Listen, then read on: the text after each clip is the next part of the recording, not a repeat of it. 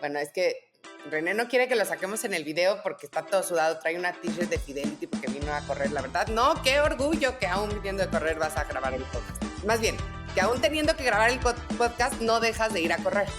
No, pues es miedo, ¿verdad? O sea, estoy a 2 meses del maratón, tendría que estar entrenando mejor y hoy pues no había tiempo suficiente, entonces tengo que acomodarme a la vida real. Entonces aquí estoy goteando, pero aparte estoy emocionado porque hay un buen de temas. La mañana ha estado muy movida para mí. Muy. Estamos grabando en miércoles en la mañana, esto va a salir mañana jueves, pero el miércoles en la mañana está arrancando con todo, entonces aquí estoy sudado grabando el podcast con Carla. Bueno, a ver, y para empezar nada más quiero, la semana pasada dimos una nota acerca del precio de los diamantes, que es un tema que no están ustedes para saberlo, pero yo y René muchas veces hemos peloteado porque yo siempre quería hablar de los diamantes y como que no le encontrábamos el ángulo y entonces en vez de hacer un deep dive la semana pasada hicimos una nota breve sobre los resultados de Pandora y que tenían que ver con los diamantes y cómo los diamantes sintéticos, ojo, no los diamantes falsos, es diferente, los diamantes sintéticos que son los fabricados en laboratorio estaban teniendo más y más y más popularidad y cómo esto iba a afectar de manera permanente el negocio de los diamantes. Entonces recibí muchísimos comentarios, me impresionó cuántos comentarios recibí al respecto y uno de los más comunes era, sí, pero lo que no estás tomando en cuenta es que los diamantes se compran como inversión y que un diamante hecho en laboratorio nunca va a tener el valor de inversión que un diamante real que se sacó de una mina. Pues, ¿qué creen? A los datos me remito y eso no es cierto, nada más quería, o sea, no es que quiero pelearme con la gente que nos escucha, al contrario, me dio curiosidad y me puse a buscar. Y justamente el Wall Street Journal publicó en 2012, es una nota un poquito vieja, pero súper válida, que a partir de 1980, ¿sí? Cuando se empezó a hablar del valor de los diamantes, traídos a dólares de 2010, digamos, para que no juegue la inflación, el valor promedio de un diamante de 1 quilate top quality, ¿no? Ha bajado muy dramáticamente. O sea, te estoy hablando que ha bajado de $30,000 a $10,000. Wow. Un diamante top, así el mejor diamante de 1 carat vendido a mayoreo, no en la joyería, sino realmente donde se tradean los diamantes. Entonces, lastimosamente, temo decirles que todo indica que no, que esto va a afectar permanentemente el valor de los diamantes. Yo desde hace muchos años, alguien me dijo, un joyero de hecho, los diamantes ya no se compran como inversión, digo, a menos de que te estés comprando el diamante de, no sé, ¿cómo se llama el diamante ese que tiene la reina Isabel? No tengo idea, pero sí, no, y uno nuevo ahora de hace 2 semanas, no sé qué gigantesco. Así, exacto. Sí, era una cosa espectacular, pero si no estás comprando eso y estás comprando un diamante de medio quilate, 1 quilate, 2 quilates, que se te ve divino y precioso, cómpratelo porque te fascina el diamante y porque tiene un valor sentimental y porque lo vas a heredar y porque lo vas a usar, no porque tenga un gran valor de reventa. Entonces, con eso en mente, sí, empecemos. Mi papá fue uno de los que te escribió, ¿no? Sí. De justamente el si retienen no su valor. En fin, a ver, yo quiero empezar hoy con el tema de Liverpool, que seguramente ya para estos momentos vieron. Pero a ver, para ponerlos en antecedentes, hace poco más de 2 años, si no me equivoco, sí, como 2 años, Liverpool anunció que estaba comprando un poquito menos del 10% de Nordstrom en Estados Unidos. Y se hizo mucho ruido porque, de hecho, al poco tiempo el Consejo de Nordstrom implementó un mecanismo de poison pill. O sea, Liverpool había comprado el 9.9% y entonces Nordstrom pues, crea este mecanismo para protegerlo, como que pensando en que no vaya a ser que Liverpool quiera hacer un intento de takeover. A ver, Nordstrom, como otras cadenas departamentales en Estados Unidos, pues han tenido años muy complicados, ¿no? Desde quizás hace unos 10 o 15 años, algunas de las cadenas incluso quebraron. Nordstrom no, porque pues, tiene un posicionamiento más de lujo, más premium, pero sí ha estado el precio de su acción muy golpeado, etcétera, ¿no? Aquí la sorpresa, honestamente, fue que anunciaron hoy miércoles, otra vez está saliendo el jueves, pero que la familia Nordstrom y Liverpool se estaban aliando para hacer una propuesta para comprar el 100% de las acciones y sacar a Nordstrom de la bolsa, ¿no? Entonces aquí lo primero que me brincó es, pues digo, hace 2 años no querían que Liverpool tomara un rol más activo y 2 años después, que por cierto, la familia Nordstrom tiene ya tiempo queriendo sacar de la bolsa a su empresa, pues mejor encontraron que sí les convenía aliarse con los empresarios mexicanos y hacer esta propuesta. Al final es algo bien significativo, incluso en términos de dinero, estamos hablando de una transacción que podría ser como de 3.800 millones de dólares en total. De Liverpool implica pasar de 9.9% a 49.9%, que significaría que en este caso le tienen que meter más de 1.000 millones de dólares. Y otra parte viene con financiamiento y demás. Pero simbólicamente, bueno, por cierto, este monto es como 35% más de lo que actualmente valen las acciones de Nordstrom en el mercado. Es que no te di qué porcentaje. Casi 35%. O sea, el valor de la propuesta es casi O 35%. sea, están pagando un premium muy, muy, muy grande. Muy, muy grande. Pues no sé si muy grande, pero suficiente para que se los acepten y a lo mejor ya para cuando salga este podcast ya lo aceptaron, no creo, pero algo puede haber sucedido. Pero, hijo, se me hizo súper simbólico, ¿no? Que una cadena mexicana se está quedando con la mitad y está siendo un jugador clave para operar una marca tan prestigiosa y con tal nivel de credibilidad a nivel global como lo es Nordstrom, ¿no? En el caso de Liverpool me metí a ver, digo, he tenido poquito tiempo porque esto fue hace 1 hora y media que lo vimos, pero ya habíamos estudiado algo del tema en un white paper y en un artículo que hicimos en un análisis de Liverpool del año pasado. Comparamos a las diferentes cadenas de retail y departamentales. Liverpool, evidentemente, desde el punto de vista de ventas, es más pequeño que Nordstrom. O sea, tengo aquí los datos de 2022, están un poquito viejitos, ¿no? Pero en ese año Nordstrom vendió el equivalente de 15.700 millones de dólares y Liverpool 8.200 millones de dólares. O sea, en términos de ventas es bastante más chiquito. Sin embargo, Liverpool es mucho más rentable. El margen de EBITDA es mucho más alto y eso probablemente tiene que ver con, uno, el gran negocio financiero que tiene Liverpool de este lado, que contribuye con una parte muy, muy importante de su EBITDA. Por supuesto, también con la posición competitiva, porque Nordstrom en Estados Unidos es súper líder en muchas Sí. cosas o está muy posicionado, pero sí tiene mucho más competencia que lo que tiene Liverpool en México, ¿no? Y eso a Liverpool le ha permitido, pues, tener una mejor posición de negociación frente a sus proveedores, por ejemplo, ¿no? Cosa que Nordstrom pues, no tiene esas ventajas en Estados Unidos, ¿no? Pero bueno, ¿cómo ves, Carla? Ah, interesante, ¿no? Hay dos cosas que me llaman la atención y que creo que hacen que sea un buen match. Una es que ambos son empresas familiares que llevan muchas generaciones operándolas y que los descendientes de los fundadores siguen operándolas, ¿no? O sea, Sí, y por lo poquito que conozco la historia de Nordstrom y también la de Liverpool, son familias muy de operaciones, muy trabajadoras, muy de mandar a los nietos a caminar los pisos y a trabajar sábados y domingos en cada una de las tiendas. Y entonces yo creo que culturas similares en ese sentido. Y la otra cosa es que las dos son fundadas por inmigrantes a sus países. O sea, en México, la familia de Liverpool me parece que venía de Francia y estaba leyendo que el señor Nordstrom llegó en el siglo XIX de Suecia a Estados Unidos, ¿no? claro, ¿no? Sí. Entonces, pues ahí seguramente van a encontrar culturas similares. No te avientas a hacer algo así si no tienes una afinidad cultural bien, bien fuerte, ¿no? Sí, sí, tienes toda la razón. Me recordaste a uno de mis jefes, ¿no? Que siempre insistía en la diferencia de cuando la persona tiene oficio, ¿no? Como que en este caso, él usaba mucho ese término, que realmente conocen y se dedican y crecen en un segmento y por lo tanto desarrollan unas ventajas competitivas. Y pareciera ser que en este caso las dos familias lo tienen. Ahora, el otro tema que vale la pena resaltar es cómo Liverpool, aunque es una empresa de muchas décadas de historia, está en un proceso de transformación constante. Y cuando hicimos la radiografía de en qué consiste el negocio,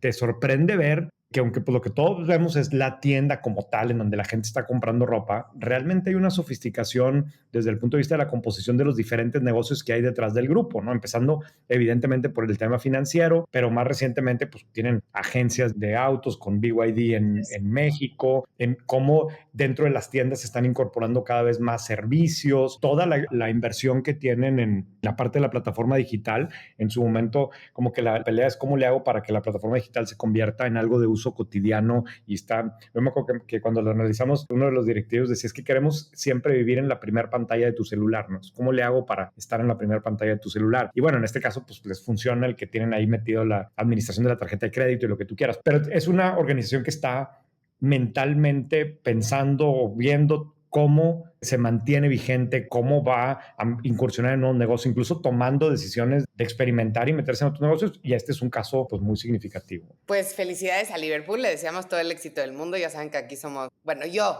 René es más objetivo. Yo la verdad sí soy muy fan. Muy bien. Traías tú el tema de J. Crew. Sí, pues J. Crew, esta marca, ¿cómo se dice quintessential en español?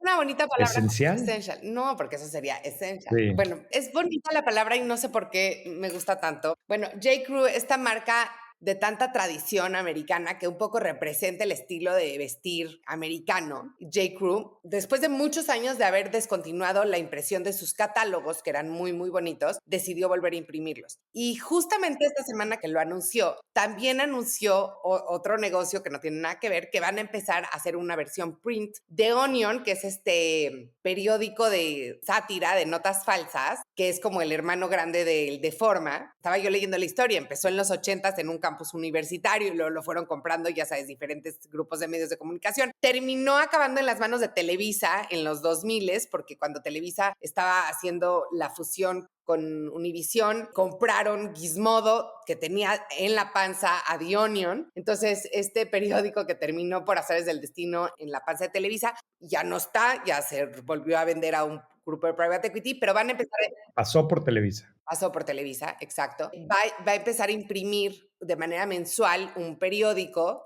Al principio la gente no sabía si era broma o no, porque como con todo lo que dice Dionion, no sabes qué tanto es broma, pero aparentemente sí, y van a comprar la suscripción y ya tienen un chorro de suscriptores interesados que lo van a usar como más un objeto de colección, un objeto de disfrute, más que una fuente de información, evidentemente. Y entonces como que está viendo este revolver al print, ¿no? Me acuerdo que hace muchos años alguien me dijo, las revistas impresas, los periódicos impresos y los libros impresos se van a volver objetos de lujo. Va a desaparecer todo lo que es básico y que está mejor leerlo en Kindle o en la compu o en la app del periódico, pero los que logren comercializar un producto print es porque se va a ver convertido en un objeto de lujo o de colección, y creo que un poco eso está pasando. De hecho, en White Paper publicamos hace un par de meses un spotlight en Monocle, que es esta revista que los que saben del diseño les fascina. Y Monocle tiene varias particularidades, una de las cuales es que solamente está en print y que no tiene cuentas de social media y no está en el mundo digital. Y imprimen, fíjate, aquí está. Fue creada en 2007, su sede está en Londres, cubre temas internacionales de negocios, cultura y sobre todo de diseño. Venden Y 80. ojo, de 2007 es un año importante, o sea, es un año donde ya estaban cerrando muchísimas publicaciones print, o sea, se aventaron a abrir una revista cuando todo el mundo estaba hablando ya de la desaparición de las revistas. Sí, totalmente de acuerdo. Venden 80,000 revistas al año, 24,000 de esas van a suscriptores que pagan 120 libras anuales. O sea, en 2022 tuvo ingresos de casi 20 millones de libras, ¿no? Que es mucho dinero, tampoco son las cantidades de lo que eran antes el mundo de las revistas, pero esta es una revista de una persona. Es un buen negocio, ¿no? 20% viene de la venta de revistas y suscripciones, otro 20% del canal de retail, 60% de publicidad, porque también tienen tiendas y cafés, ¿no? Un equipo como de 100 personas. Pero aquí el ejemplo es cómo hay oportunidad para hacer negocio incluso en el tema del print. El caso de J. Crew, yo también lo vi ahí en la mañana en la nota del Wall Street Journal y yo por supuesto que me acuerdo de los catálogos. O sea, esos negocios, particularmente J. Crew, fue un negocio construido a partir del catálogo. Por muchos años ese era el negocio, el catálogo. Luego ya tuvieron tiendas y demás, pero la base era pedir las cosas por catálogo. Eso desaparece en el 2017. J. Crew andaba en muchas broncas. En el 2020 se declara en Chapter 11 y ahora está resurgiendo y está resurgiendo a tal nivel. Supuestamente este año va a ser su año récord de ventas, que deciden relanzar el catálogo, pues al final como una manera yo creo que de diferenciarse, ¿no? Y yo coincido completamente contigo, Carla. Yo creo que la experiencia de consumir algo en papel es completamente diferente. O sea, incluso la posición física, ¿no? Estás en el sillón, Leaning back. exacto, eso es tu experiencia y me recuerda también un poco que vemos con los LPs, ¿no? Y los vinilos, que claro, nadie pretende o nadie quiere suponer que los vinilos van a competirle a Spotify, ¿verdad? Pero tienen como que un uso distinto, se usan para diferente cosa, porque aquí el objeto físico termina teniendo como hasta un valor de identidad para la persona, ¿no? O sea, como que yo lo tengo esto y yo soy una persona. A mí me encanta el ejemplo regresando al ejemplo de Monocle, porque todos los que son suscriptores de Monocle, que tienen Monocle, lo presumen, ¿verdad? Se convierte Claro. o sea, yo leo Monocle. Esta semana, literalmente, en una entrevista que estaba haciendo por Zoom, la persona me dijo, no, es que mira, yo hago Monocle y me sacó una ahí. O sea, y el que colecciona LPs y vinilos platica de eso, ¿no? Entonces yo creo que el papel entra a jugar ese rol medio de identidad de las personas, ¿no? Y el consumo de algo como The Onion en papel, pues es completamente diferente la atención que le pones al scroll down de estar viendo algo en Instagram o en cualquier plataforma de social media, ¿no? Igual no compensa, pero digo, es como en los 90s que era muy famoso como que ver qué periódico traías bajo la axila, ¿no? En el subway en Nueva York. Y entonces la gente tomaba todo tipo de decisiones acerca de ti. Y algo, por ejemplo, que yo extraño mucho es que yo camino mucho en los aviones porque pues, me da flojera estar sentada, pero además es bueno caminar para evitar coágulos. Y antes era muy padre porque ibas espiando qué libros estaba leyendo la gente, ¿no? O qué revistas. Y ahora no sabes qué están viendo y entonces no puedes hacerte juicios silenciosos acerca de si alguien es inteligente o tonto. Para empezar, nadie está leyendo nada. Todo el mundo está viendo las pantallas de enfrente o jugando Candy Crush. Sí, sí, eso de jugar Candy Crush sí me hace juzgarlos mucho, la verdad. Ya. Todavía si están Bueno, leyendo algo en la pantalla, bueno. ¿Y cuándo vamos a tener versión impresa de White Paper a todo esto? ¿sabes qué? El primer año, cuando en diciembre del primer año teníamos como 400 suscriptores pagados y les ofrecí, les dije, ¿quién quiere una versión impresa de White Paper? Y digo, en ese momento prácticamente todos estaban, no todos, pero la gran mayoría estaban en Monterrey y la gran mayoría dijeron que querían una. Entonces me animé, en ese momento ya teníamos los primeros 2 anunciantes, les dije, oigan, ¿quieren participar en esto? ¿Me ayudan? Claro que sí. Con un amigo que tiene un periódico físico aquí, hablé para que me ayudara a imprimirlo. Te juro que es más, hasta tengo el video ahí donde se están imprimiendo así los white papers. Luis, que es el que siempre ha hecho las ilustraciones, me ayudó a diseñar algo espectacular junto con Brands and People aquí en Monterrey y hicimos una versión increíble. Te juro que me emociono de pensar en el video donde se está imprimiendo así los periódicos de white paper. Bueno, nomás de pensar en lo que siguió, decido que no quiero andar imprimiendo cosas. Una pesadilla, el tema logístico, que no llegaban, que la dirección estaba mal, el costo de andar entregando cosas, sobre todo comparado con alguien que está acostumbrado a picarle a Send. O sea, que le picas a Send sí, claro. y ahí ya terminaste, ¿no? Y la rentabilidad de un digital. Pero bueno, me encanta a mí la idea de en algún momento poder tener versiones impresas de esto. ¿Sabes quién acaba de sacar una versión impresa? Digo, es un libro, pero me dio ganas de comprarlo. Whitezican, una guía de cómo ser influencer totalmente satírica. Y sí, fíjate que yo dejé muchos años de comprar libros y ahora como que estoy volviendo a comprar libros impresos.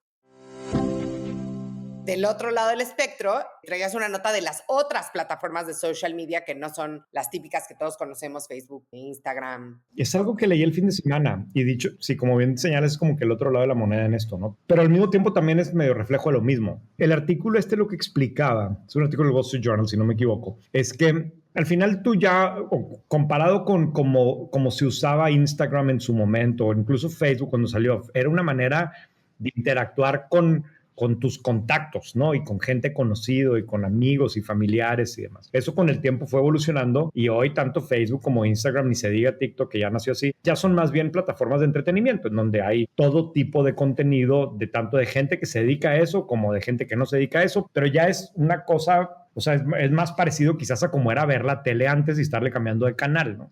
Pero ya no es tanto la forma en que interactúas. Y yo digo, no sé en tu caso, yo dejé de usar Facebook hace varios años y no sé, en Instagram que uso muy poco, por rara vez me sale ahí algo de un amigo mío o de un conocido, ¿no? Como que incluso ya la gente no pone cosas personales. Y lo que ha venido pasando, según este artículo, es que las plataformas especializadas, ya agarran 2 ejemplos. Uno es Strava, que es la plataforma esta que se puso de moda primero con los que hacen triatlón, pero hoy la usa todo tipo de deportistas, quienes corren, quienes andan en bici, quienes nadan y demás para registrar sus entrenamientos. O Goodreads, que es la... ¿Tú la usas? Yo uso Strava y uso Goodreads, las dos, sí. Ok. Pero las dos las uso para llevar registro de cosas, no las uso como redes sociales. Y de hecho se me hacen bastante malitas como redes sociales. Pero de lo que se trata el artículo es justamente que las dos están creciendo en popularidad como redes sociales, ¿no? Por ejemplo, en Goodreads, pues tú pones ahí lo que leíste, ¿no? Y lo calificas si quieres y le pones estrellitas y pones reviews y tiene un feed como el feed de Facebook o del que sea, y tú puedes ver lo que tus amigos o tus contactos están haciendo. Y como son plataformas en donde todavía no hay tanto presencia de anunciantes ni de gente que no tiene nada que ver contigo, realmente lo que te salen son tus contactos, pues como que ahí es donde está sucediendo el tipo de interacciones que pasaban antes en social media. Y parte no del problema, pero está generando cosas chistosas. Por ejemplo, cuando surgieron todas estas plataformas, no pensábamos o no teníamos la noción de los temas de privacidad que hoy existen. Entonces teníamos todo liberado. Y te pongo un ejemplo que me pasó a mí. Andaba de viaje, no me acuerdo dónde, y salí a correr y se registra en Strava en dónde corriste. Y de repente me escribe alguien y me dice, oye, ya vi que andas no sé dónde, a ver si nos vemos, yo estoy aquí. Y yo en la madre, ¿cómo supo? A ver, yo no soy de los que andaba poniendo en Instagram, hola, aquí estoy en no sé dónde. Y claro, no pensé que en Strava estaba anunciándole a mis contactos dónde estoy. Entonces genera como que ese tipo de cosas que no estamos tan acostumbrados. Pero a mí, A mí me yo pasó leyendo... en Goodreads, que yo también lo usa. La verdad es que Goodreads, y tú lo mencionaste hace como 2 semanas, el UX se ha quedado muy, Sí. muy rezagado.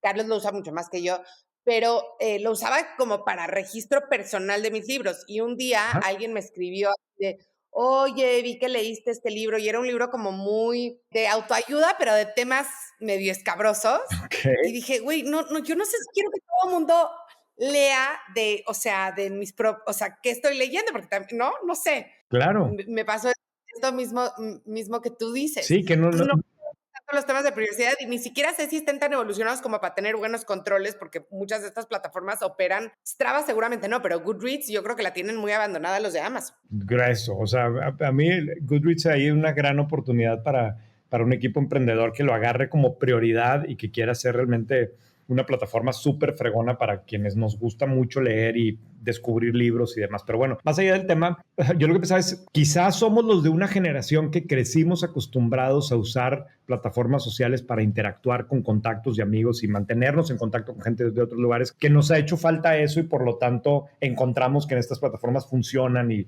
está pasando eso. Pero también me entra la duda si para generaciones como mis hijos o los tuyos que no vivieron esa otra etapa de Facebook o de Instagram de ser una manera de conectar con gente cercana, si les hace falta o si eso siempre lo han hecho más bien por grupos de Instagram y pues ahí lo tienen cubierto todavía, ¿verdad? Que es ¿Cómo que diferente. grupos de Instagram? Te van a matar tus hijos que hayas dicho eso. O sea, lo hacen con Snapchat. No, también tienen cuentas de Instagram que tienen poquita gente. O sea, O sí, sea, cuentas de Instagram, pero no grupos de Instagram. bueno, no sé, Cata, pero yo sé que en Instagram yo no participo en algunas cosas de mis hijos. Eso Tiene, sí, o sea, tienes cuenta pública. hay una cuenta, exacto, en la que sí puedo ver sus cosas, pero pues sé que no es la que usan, ¿verdad? Pues sí. Y creo que estas de nicho cada vez van a ser más interesantes. Tenemos un lector que nos escribió hace un par de semanas, ni me acuerdo por qué nos escribió, nos mostró que tenía un Notion, cuando hablamos de las tarjetas de crédito y por qué estaban ofreciendo beneficios de conciertos y así. Y entonces nos mandó que él tiene registrados desde, no sé, del año 2002, a cuántos conciertos ha ido y cuánto le han costado y cuál es el precio, en dónde está sentado. O sea, una base de datos increíbles. Yo dije, we need an app for that, ¿no? Seguro hay. Claro. No sé si hay un Strava como para conciertos. Para fans de conciertos, seguramente.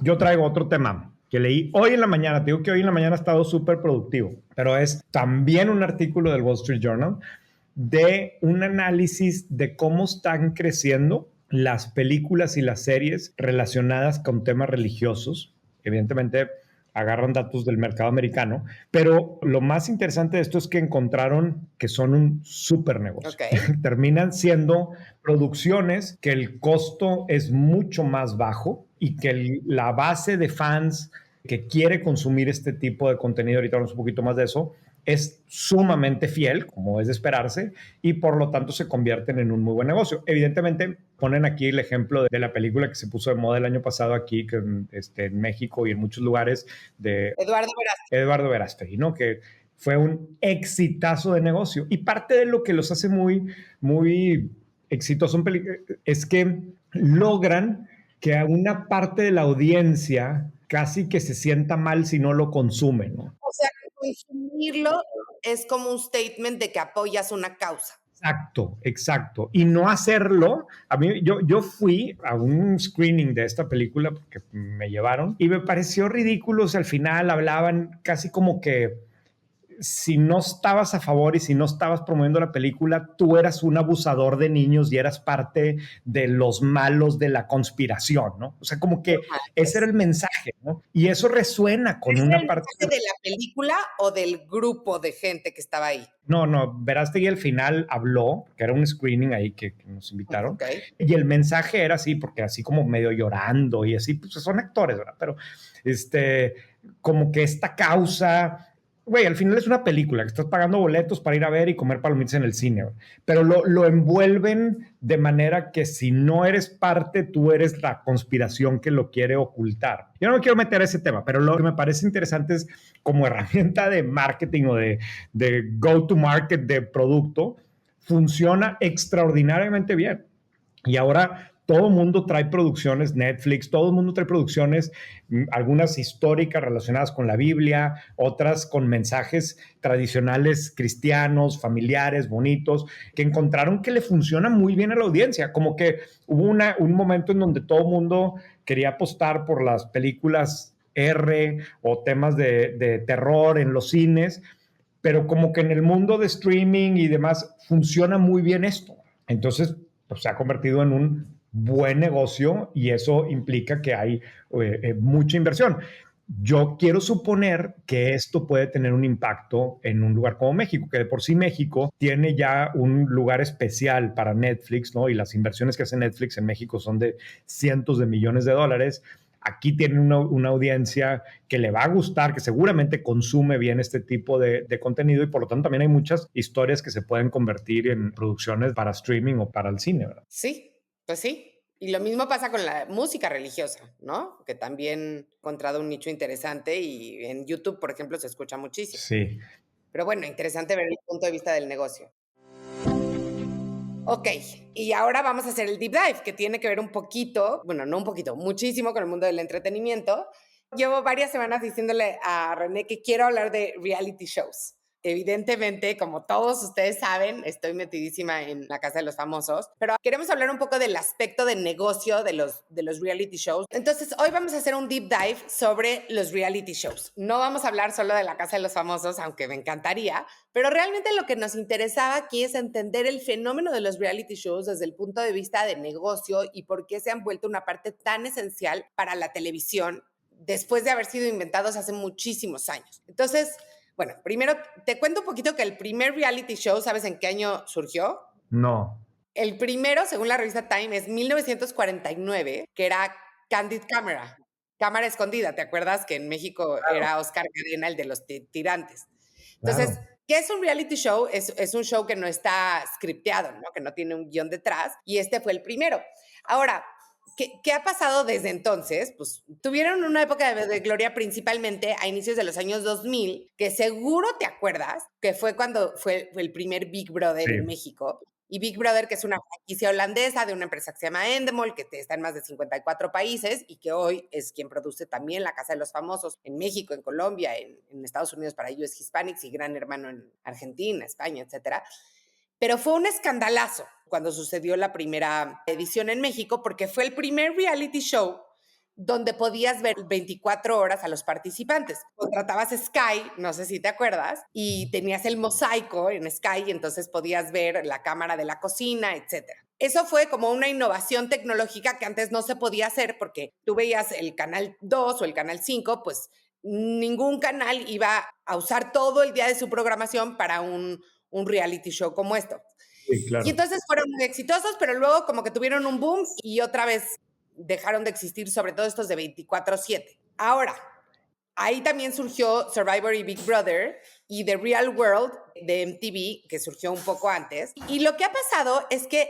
Carla, te interrumpo tantito porque me acordé ahorita y justo busqué, pero tantito antes de esto tuviste la película de The Truman Show, que no sé si te Sí, acuerdas, que era claro, pues también una película. sátira de lo que podía pasar, ¿no? Esto es de 1998. Ahorita que te oí con lo de Sky, me acordé de la película, pero claramente estamos hablando que a finales de los 90, principios de los 2000 tenías esto como el gran tema, ¿no? Bueno, y The Truman Show, que es esta película de Jim Carrey, es espectacular. Yo la volví a ver el otro día. Si no la han visto, de verdad, véanla, pero justo habla de este mundo donde Truman no sabe que está participando en un reality show. Él es el único que no sabe, todos los demás son actores. Es una brillante película, ¿no?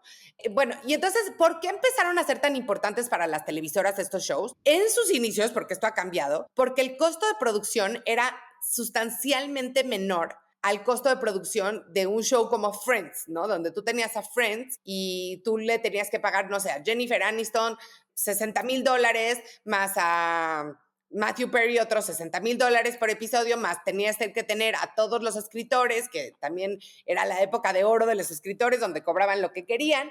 Y entonces, por episodio, el costo era más o menos en Estados Unidos de $1 millón por episodio de un scripted show. Sin embargo, tú podías hacer un reality show con alrededor de $100,000. Estas son cifras que sacamos de Medium. No tenemos las cifras para México y seguramente era bastante distinto, pero sí había un tema de la estructura de costos. Era bien distinta cuando tenías que tener todo un equipo de escritores, todo un equipo de edición. Bueno, el equipo de edición sigue existiendo. Y talentos que en su momento eran mucho más baratos, porque los primeros formatos de estos realities, tanto de Survivor, America's Got Talent, etcétera, pues los talentos principales eran personas no conocidas y ese era parte del atractivo también del show, ¿no? Que, o sea, que cualquier persona se podía convertir en una estrella de la noche a la mañana por salir en uno de estos realities. Esto ha cambiado porque hoy en día quizás las estrellas de realities pueden llegar a cobrar igual o más que las estrellas tradicionales de televisión,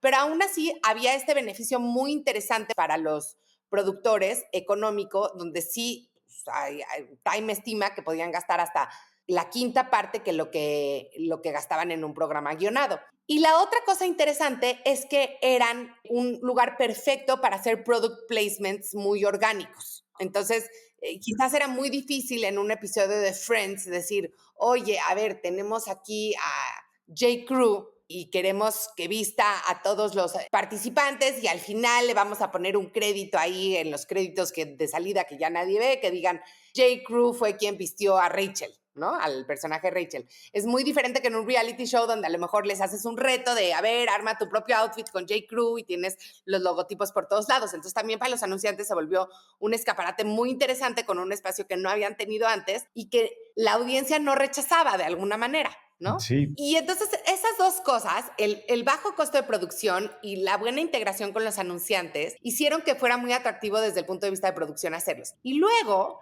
lo que pasó es que también desde el lado de la audiencia fueron un fenómeno inmenso porque, digo, los sociólogos que han estudiado este tema, hay muchísimos libros escritos sobre este tema, estuve leyendo algunas sinopsis y escuché algunos podcasts, pero hay como 3 cosas que a la gente le fascinan de este formato. La primera es el escapismo, ¿no? O sea, como poderte meter en la vida de otra persona hasta la cocina y ver que tiene los mismos problemas que tú y que se pelea con sus compañeros igual que tú te peleas con tu jefe o con tu novio, etcétera, y que no es la vida tan color de rosa como a lo mejor en los shows scripted, que es, pues, justamente guionados, ¿no? La segunda es pues el aspecto de entretenimiento, evidentemente, eso no cambia la televisión, pero la tercera que es súper interesante y que tiene que ver con las películas que hablabas, es el sentido de comunidad. Te da una excusa para abanderar una causa y esa causa puede ser al equipo al que apoyas, al que abanderas, por el que vas a votar el domingo para que no salga, ¿no? En el caso de Shark Tank, al emprendedor que quieres que le vaya bien y vas a ir a comprar sus productos y estás enojada con el Shark que se portó mala onda con ellos, ¿no? En el caso de Survivor o de The Biggest Loser, que es otro que a mí me encantaba en Estados Unidos, la persona con sobrepeso que está pasando lo mismo que tú y que quieres que gane. Entonces se vuelve como este sentido de comunidad y se hacen comunidades y aquí es donde por eso el revival de los reality shows en los últimos años, porque con la llegada de las redes sociales y la explosión, no es solo lo que pasa en la pantalla, es todo lo que pasa afuera de la pantalla con las comunidades que se van creando alrededor. El ejemplo más reciente que más me gusta es Mario Besares, que está en el reality show de la Casa de los Famosos, y espero que de esto sí te hayas enterado, pero se organizó un gallinazo masivo en la Macroplaza de Monterrey, donde fueron, creo que, no sé, 40,000 personas a hacer el baile que lo hizo famoso en los 90s por apoyarlo. Y entonces la gente de pronto tiene esta causa que abanderar y se involucra, y no solo se involucra, o sea, en las redes sociales se organizan, pero también empieza a pasar en la vida real, ¿no? Los viewing parties, había una estadística de que en Estados Unidos el 63% de la gente que ve un reality show ha participado en un viewing party. Y entonces se empieza a crear todo un negocio también periférico, donde hay bares que tienen las fiestas para ver las galas de eliminación o las finales o lo que sea. Hay todo como un negocio de merchandising afuera, o sea, y muy orgánico porque se va organizando en las propias comunidades y un montón de microinfluencers que empiezan a ganar poquitito dinero, si quieres, por lo que te pagan las plataformas como YouTube o como TikTok, gracias a que generan contenido del contenido, ¿no? Entonces, un spillover económico enorme. No, y en un momento en donde los canales de televisión la han pasado muy mal, ¿no? Que tienen al final muchos años perdiendo relevancia, perdiendo revenue, perdiendo anunciantes, aquí encuentran un formato pues igual, digo, probablemente hasta más exitoso quizás que los deportes en vivo, ¿no? O sea, por lo que estaba leyendo aquí de la columna de Story Baker de Maca Cabrera, el impacto que esto está teniendo en Televisa es muy significativo, ¿no? Y Televisa ha enfrentado momentos difíciles en los últimos años, pero esto lo está poniendo en top of mind de todo mundo, lo está poniendo como una increíblemente importante alternativa para los anunciantes. El hecho de que la gente, como bien dices tú, no solamente es que lo consume viendo la tele, sino que vota y acude a lugares y se sale ahora sí que de la pantalla, ¿no? El impacto que esto tiene, que a los canales les surgía ya una alternativa a los deportes, ¿no? Que esto parece que lo juega mejor, o al menos mejor de lo que lo han podido hacer hasta ahora las plataformas de streaming, ¿no? Y otro fenómeno interesante es cuando se cruzan los dos, que es precisamente lo que creo que está tratando de hacer la Kings League, donde se cruza un reality show con los deportes y entonces las reacciones en vivo, o sea, todos estos formatos como nativamente digitales se vuelven súper importantes para los ingresos de este tipo de, no sé si llamarle reality show a la Kings League, pero un poco también tiene ese aspecto, ¿no? Otra cosa que es importante es cómo lo que le llaman el appointment viewing, o sea, el ver la tele por cita, había dejado de pasar, excepto, como tú dices, en los deportes. Evidentemente, si querías ver la Clásico América Chivas, no lo ibas a ver en repetición después, pues porque ya te lo spoilearon y ya sabes qué pasó. Pero muy pocos contenidos tienen la capacidad de hacerte parar tu vida a las 9 de la noche e irte a sentar porque empieza el partido o porque tal. Este tipo de shows sí están lográndolos porque la gente quiere ver en tiempo real lo que pasa. Y eso para los encendidos de tele es maravilloso, ¿no? Y además se va alimentando también, o sea, creo que en un principio las televisoras estaban medio peleadas con las redes sociales porque sentían que les quitaban audiencia.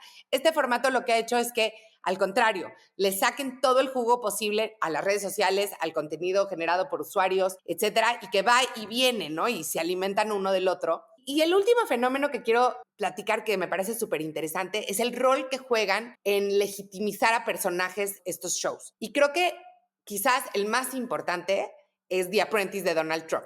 O sea, hay todo un análisis que dice, si no hubiera existido The Apprentice, Donald Trump nunca hubiera sido presidente de Estados Unidos. Porque primero le dio el awareness a la gente y lo legitimó como una persona de negocios que sabía de lo que estaba hablando, seria, dura de carácter, que podía tomar decisiones firmes, etcétera, y que después de eso toda su carrera política se basó en eso. No se basaba realmente en saber si Trump realmente era un gran hombre de negocios, que hoy sabemos que no era un gran hombre de negocios, se basaba en la imagen que había podido transmitir a través de todas esas temporadas de The Apprentice, que fue pues un excelente reality show. Y lo mismo un poco con las Kardashian, ¿no? O sea, las Kardashian eran estas chavas medio apestadas, que entre todas tienen 300 millones de seguidores en las redes sociales y que la gente las criticaba mucho porque, ay, nada más son famosas por ser famosas, ¿no? Y de pronto cuando Keeping Up with the Kardashians se vuelve este fenómeno, la gente las empieza a conocer de manera más humana, las empieza a querer más y ahora resulta que son las grandes ejemplos de mujeres de negocios que hay en Estados Unidos. Entonces juega un rol importante como de legitimizar a ciertos perfiles y por otro lado cruza las celebridades tradicionales de la tele con los influencers, porque la verdad es que creo que hoy en día todas las celebridades tradicionales de la televisión saben que tienen una necesidad importante de tener una presencia en redes sociales y ser relevantes en esa conversación. Y por otro lado, todos los influencers quisieran eventualmente legitimizarse en la televisión. Y vemos como, pues, y Mac habla mucho de esto, como un Juan Pazurita, que empezó siendo un super youtuber, pues hoy sale en series de Netflix y en películas y en programas de televisión abierta, cuando al principio él decía, yo nunca voy a hacer eso, ¿no? No sé si él en particular, pero muchos youtubers decían, yo nunca voy a salir en la televisión porque nosotros estamos hechos de manera democrática, etcétera. Y la verdad es que ahora se ha encontrado como ese mundo bonito entre los dos. Y en fin, yo creo que están aquí para quedarse. Y no solo hablamos de, te digo, de Gran Hermano y estas cosas, o sea, Shark Tank es un reality show, ¿no? America's Next Top Model es un reality show.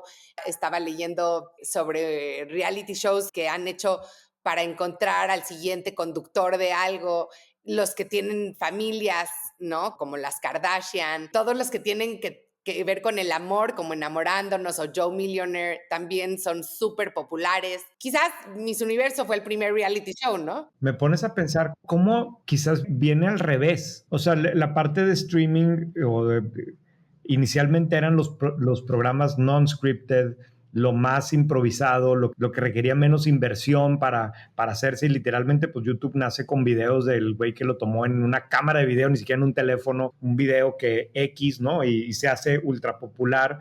Mientras que quien tenía presupuesto era el canal de tele para invertir en los mejores actores, en los mejores guiones, en la producción sofisticada, y tú ibas para allá. Y ahora es al revés, quien tiene más presupuesto es Netflix y Amazon Prime, y que son estas plataformas nuevas y son las que se gastan los cientos de millones de dólares en producciones súper sofisticadas, y los canales de televisión que ya no pueden invertir, ya dejaron de ser los ricos de la colonia, ahora encontraron con que haciendo producciones mucho más accesibles, se vuelven súper relevantes, ¿no? Y esto que decías tú de Appointment TV, yo creo que es bien importante, ¿verdad? Es súper importante porque además eso es lo que busca, o sea, si tú eres una marca que buscas reach, necesitas un momento clave donde sabes que va a haber muchos ojos puestos en un mismo lugar, ¿no? Sí. Y creo que esto lo hacen muy, muy bien los realities. Entonces, en The Apprentice tenías, bueno, el día de la expulsión. En America's Got Talent tenías el día de la final, etcétera. Y luego tienes, además, como este Always On. En YouTube usábamos muchísimo un framework que decíamos que las marcas tenían que tener 3 ritmos. Tenían que tener contenido hero, que era este contenido como un anuncio maravilloso en el Super Bowl. Luego contenido como hub, que eran el desdoblamiento de ese contenido, de ese súper anuncio del Super Bowl, pero cómo lo ibas a poner en las diferentes redes sociales, cuál era la versión para Instagram, la versión para YouTube, la versión para Facebook. Y luego el contenido que le llamábamos help, que era cuando te busca el usuario, ¿qué le vas a ofrecer, no? Entonces, si estás hablando del comercial de la Jeep, ¿Ah? ¿no? Entonces, después, si alguien quiere preguntar cuál es el consumo de gasolina, que tengas respuestas. Y creo que los realities cubren muy bien estos 3 tipos de contenidos. Entonces, por ejemplo, hablando de Shark Tank, que también me gusta mucho, no sé bien por qué, Claro, pues claro. el episodio es el contenido hero, ¿no? O sea, el viernes en la noche comercial, a las 10 de la noche en Sony Entertainment, tú ves el contenido. Pero después de eso, estás viendo cachitos en Instagram, cachitos en TikTok, cachitos en diferentes lugares.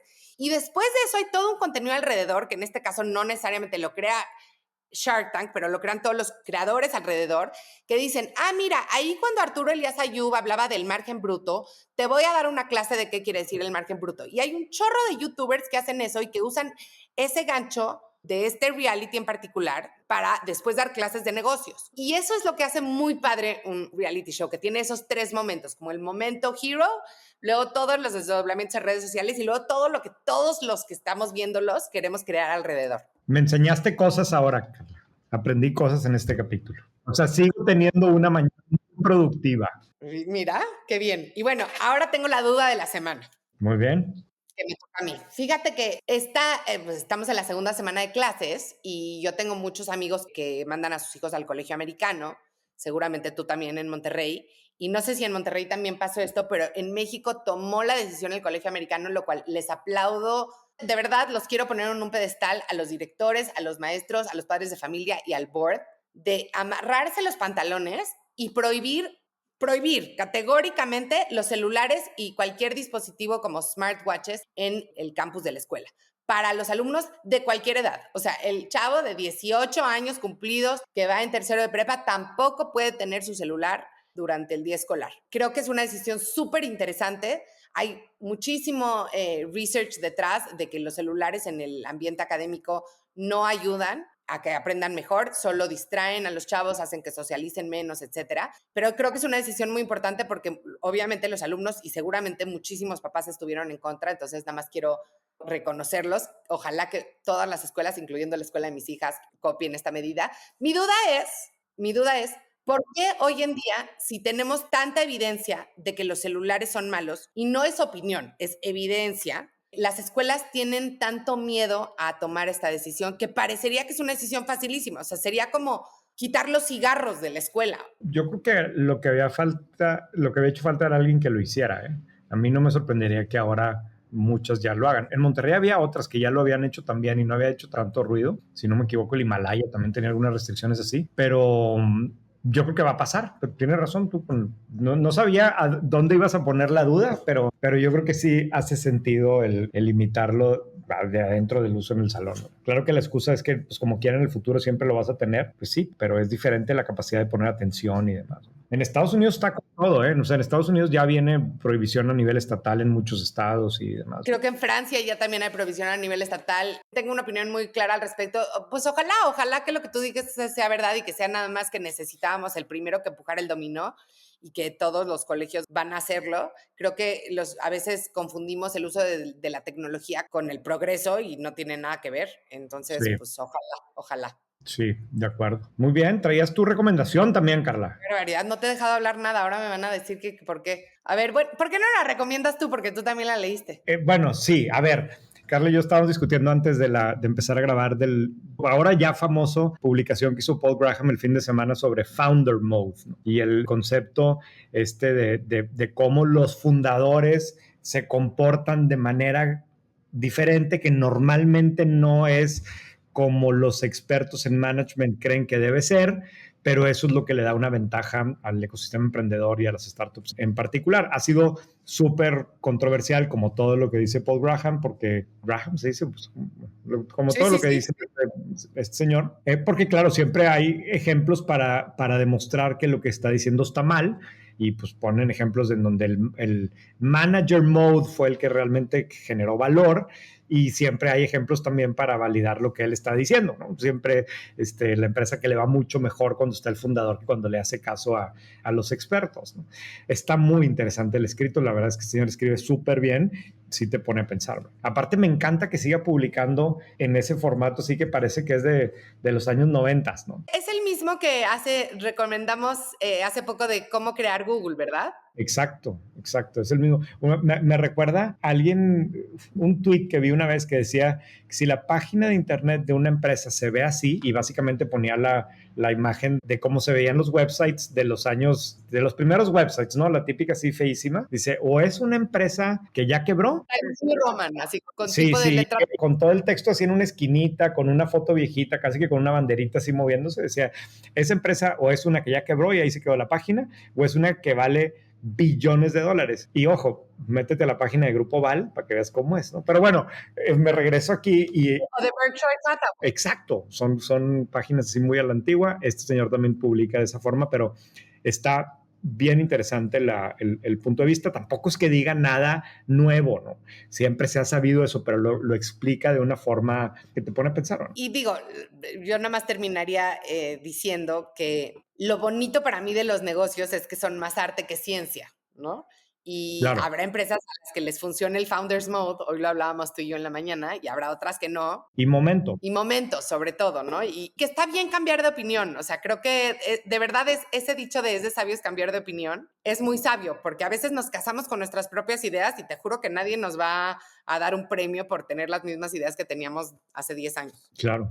Yo simplemente ya para terminar, me encantará verlos en el evento de White Paper Live el 11 de octubre en la Ciudad de México. Ya está quedando todo listo. Si les interesa participar, por favor, ahorita vamos a poner la liga ahí. Vamos a estar Carla, Susana, yo. El line-up de personas que vamos a entrevistar en vivo está verdaderamente increíble, y de lo que se trata es que podamos tener un espacio para convivir con los suscriptores de White Paper, con la audiencia de White Paper, y que directamente escuchen de los protagonistas que hoy están construyendo las empresas, pues desde mi punto de vista, más interesante en México, en qué están batallando, hacia dónde va, qué ha funcionado, qué no, etcétera, ¿no? Entonces, ojalá y nos podamos ver ahí en unas semanas en El Papalote. Sí, va a estar padrísimo. Hemos tenido solo un evento de white paper y fue... La parte del contenido evidentemente fue increíble, pero para mí la parte de después platicar con la gente que lee white paper, la gente que escucha este podcast, el podcast de Susana, fue igual de enriquecedor. Entonces, ojalá que los veamos por ahí. Listo, Carla. Nos vemos la siguiente semana en Monterrey.